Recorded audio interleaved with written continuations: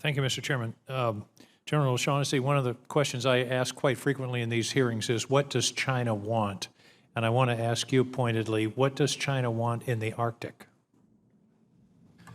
Well, thank you, Senator, for allowing me to highlight a little bit of the Arctic and the importance of the Arctic. And as it relates to one of our global competitors and potential adversaries, I think it is important to look at what is their desire in the Arctic. What we see initially is clearly an economic desire because of the natural resources that are in it, and they want to be able to take full advantage of those resources. But we also see activity, for example, the Shuilong, one of their supposed scientific research vessels that potentially could be the precursor to increased submarine activity and those things from a more nefarious aspect. And so we're looking at it clearly to understand what is it they're trying to do, but from our perspective, we're concerned about that as an avenue of approach. We're concerned about that as a they're clearly highly interested. I was at an Arctic conference in Iceland a couple of years ago. There was a 40-person delegation from China, and they've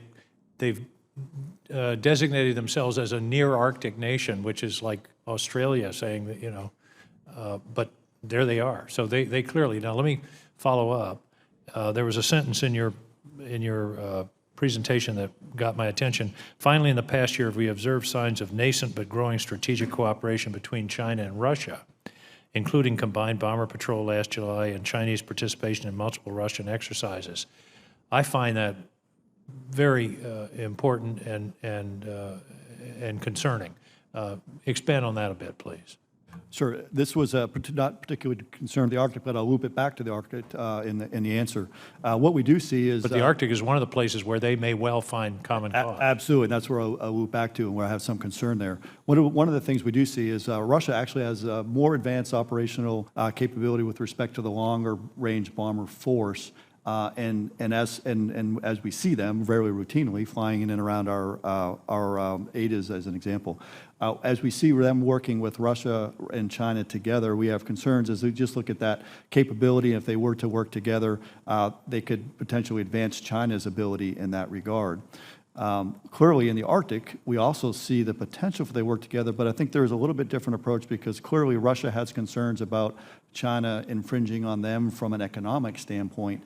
Yet, nonetheless, we see Russia with some very significant... Well, Russia's being very aggressive in the Arctic in terms of icebreakers, airstrips. I mean, that's a big part of where they're putting some of their major investments. Exactly, and so that's where I was going with this answer, is that we can actually see the potential for China to leverage Russia's capability and capacity and understanding to develop China's Russia. Do you have adequate sensors to determine if something's coming over the top? We do not, sir.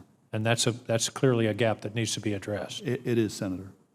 Let me, in a couple of minutes, this hearing seems to be the hypersonic hearing.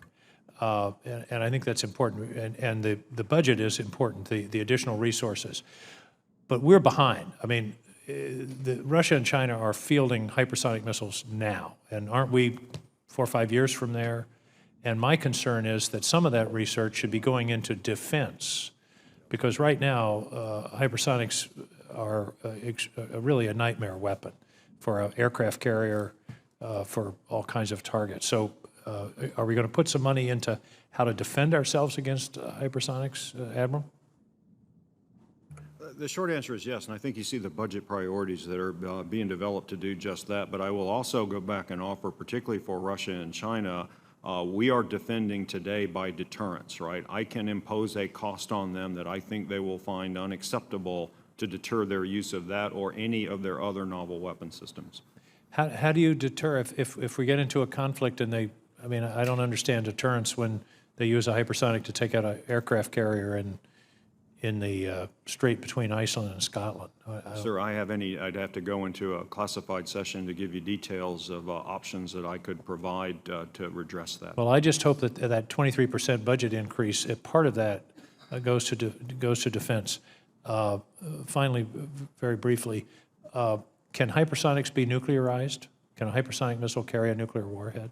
Senator, absolutely, yes. And so is this really Triad 2.0? Because this is a different, it's not a ballistic missile, it's not a submarine, it's not a is not an aircraft, or it could be, I guess, all three of those. But clearly, we need to think about hypersonics in terms of the triad, in terms of our strategic Senator, deterrent. absolutely. I will offer that it is not our policy or intent right now to nuclearize hypersonics.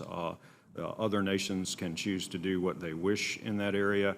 And yes, right, this is the competition. This has a lot of similarities to the introduction of the intercontinental ballistic missile back in the late 50s and early 60s, and we're ready to address it. Thank you. Thank you very much, gentlemen, and appreciate your testimony.